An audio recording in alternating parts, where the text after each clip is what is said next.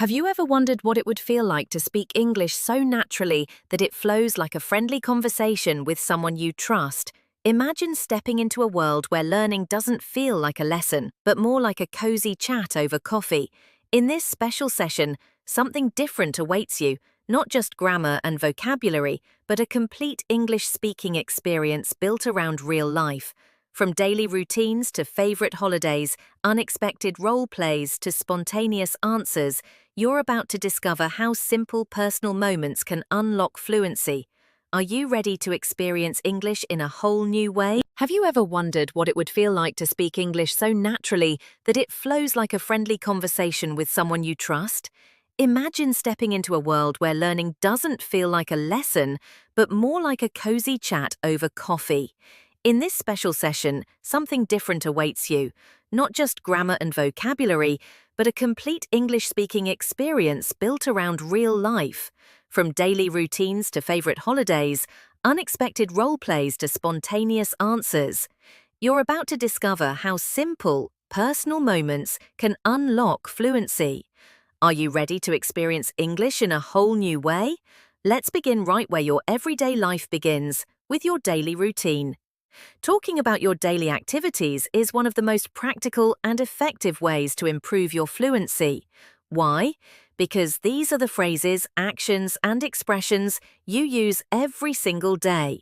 When you learn how to describe your daily life in English, you're not just building vocabulary, you're building confidence in real communication. So let me tell you about my day. I usually wake up at 7 a.m. I start the morning by brushing my teeth, washing my face, and drinking a warm glass of water. It's a small ritual that helps me feel refreshed. After that, I prepare breakfast, usually something simple like toast, eggs, and a cup of tea. Breakfast is a quiet moment before my day gets busy. By 9 a.m., my work begins. As an English teacher and content creator, I spend my mornings teaching lessons and preparing videos just like this one. I enjoy creating spaces where learners can practice, repeat, and speak English without fear. Around 1 p.m., I take a break for lunch. I usually have rice, vegetables, and sometimes chicken, a meal that keeps me energized for the rest of the day. After lunch, I relax briefly, maybe take a short walk or rest my eyes, before returning to work. In the evening, I enjoy some light exercise like stretching or going for a walk.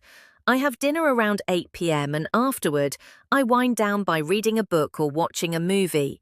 My bedtime is usually around 10:30, giving me enough rest to start fresh the next day. Now, here's where you come in. I invite you to describe your daily routine out loud, just as I did. Start with what time you wake up. What do you usually eat for breakfast? What's your schedule like during the day? The goal isn't perfection. The goal is practice. Speak out loud. Use simple sentences. For example, I wake up at 6:30. I eat breakfast at 7. I start work at 8. As you repeat and personalize these sentences, you'll begin to notice something powerful. Speaking English becomes easier, smoother, and more natural.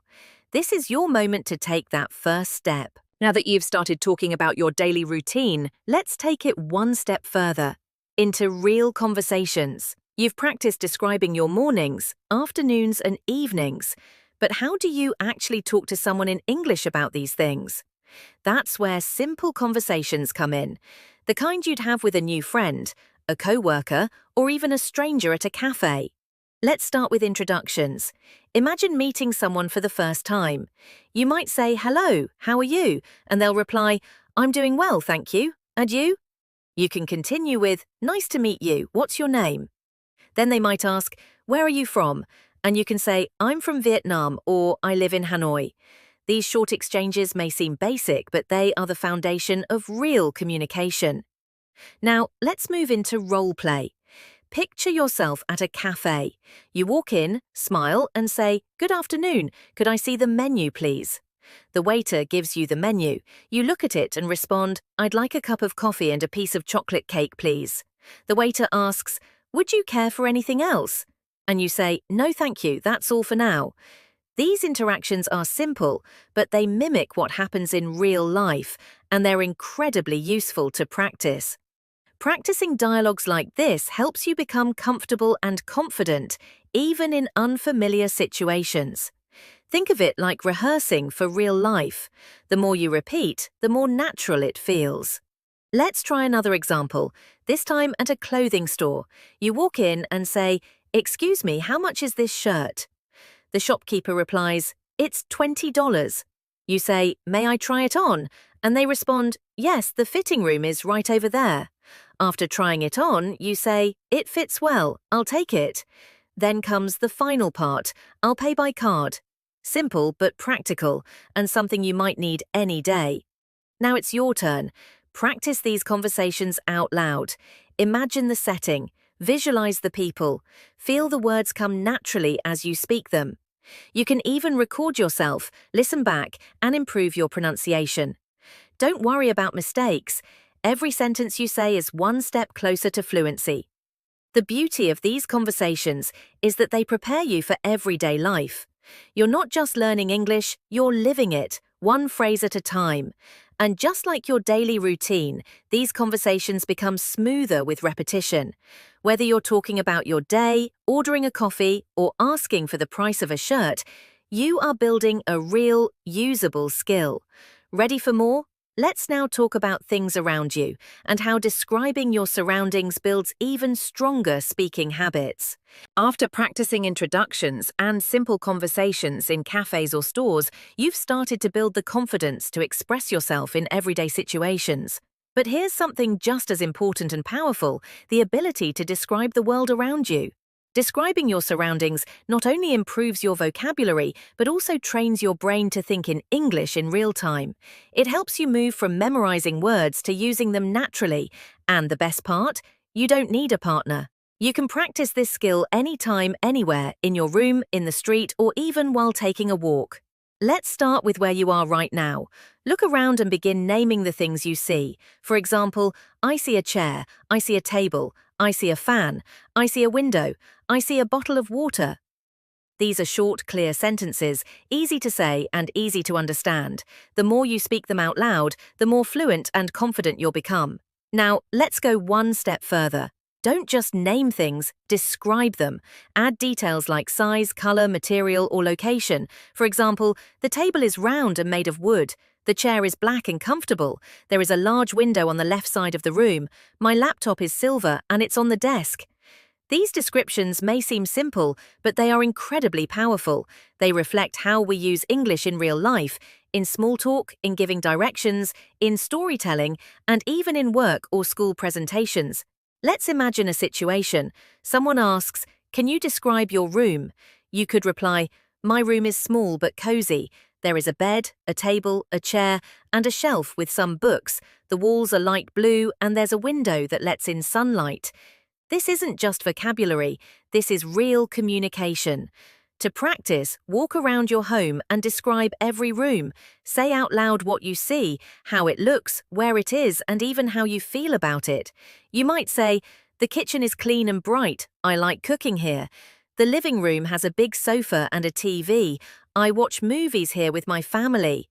This exercise builds automatic fluency because your brain starts connecting real objects with English words and phrases. You can also apply this in other situations, describing people, the weather, the street outside, or the clothes you're wearing. The ability to describe helps you in conversations, presentations, travel, and even writing. So keep looking, keep noticing, and most importantly, keep speaking. You're no longer just learning English, you're thinking in English, one sentence at a time. Now that you can describe your environment confidently, let's take the next step. Expressing your feelings, preferences, and personal opinions in English, a key to sounding truly natural in any conversation. Now that you've learned how to describe your surroundings, it's time to go even deeper into something more personal and expressive, your feelings, preferences, and opinions. This is where English truly becomes your own voice. And once you learn how to express what you like, what you love, and how you feel, suddenly English becomes more than a language. It becomes a reflection of you. Think about it. When you meet someone, you don't just talk about objects. You share your interests, your emotions, your favorite things. That's what connects people. And that's why learning to speak about yourself is one of the most important steps to becoming fluent. Let's start with feelings and emotions. These are the words we use every day but often forget to practice. Try saying out loud, I'm happy today, I feel tired, I'm nervous about tomorrow, I'm excited to learn something new, I feel relaxed when I listen to music. Now add reasons to make your expressions richer. I feel happy because I passed my test. I'm tired because I worked late last night. I feel excited because I'm going on a trip tomorrow. These are real human experiences, and by speaking them in English, you're not just practicing, you're connecting your emotions with your words, which helps you remember and use them naturally. Let's talk about preferences next. When you tell someone about your favorite food, your favorite movie, or your favorite season, you're creating connection. Try saying, I love pizza with extra cheese. My favorite season is spring because the weather is nice. I enjoy watching comedies, they make me laugh. I don't like waking up early, I prefer staying up late. Don't just stop at liking or disliking, explain why. The word because is your best friend. For example, I like summer because I can go swimming. I dislike cold weather because it makes me feel lazy. I love reading because it helps me relax. Now let's practice a mini conversation. What do you like to do in your free time? I enjoy drawing and listening to music. Is there anything you don't like doing? I don't like doing laundry. It's boring. Why don't you like it? Because it takes a lot of time. Simple, right? But also deeply personal and powerful.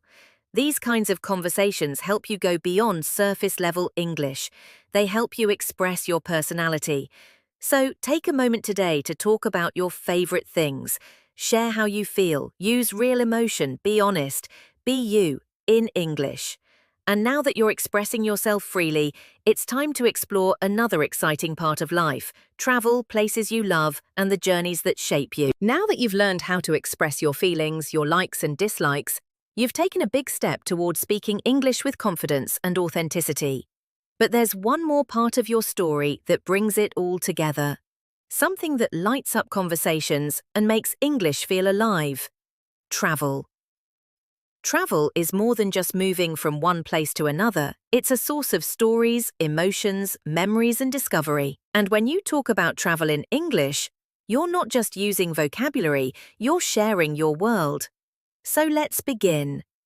Close your eyes for a moment and think of a place you've visited that made you feel happy, calm, or excited. It could be the beach, the mountains, your grandparents' village, or a beautiful city you once explored. Now try saying it out loud. I went to the beach last summer. I visited the mountains with my friends. I traveled to my hometown to see my family. I stayed in a hotel near the lake. The view was amazing. Do you see what's happening? You're reliving a real experience in English, and that makes your words flow more naturally. Let's go further. Describe what you did there. I walked on the sand and listened to the waves. We went hiking and took lots of photos. I spent time with my cousins and played games. We ate delicious local food at a small restaurant. Now add emotion to your memories. It was so peaceful and relaxing. I felt free and full of energy. That trip made me so happy. You can also talk about travel dreams. I want to visit Japan someday. My dream is to see the Northern Lights.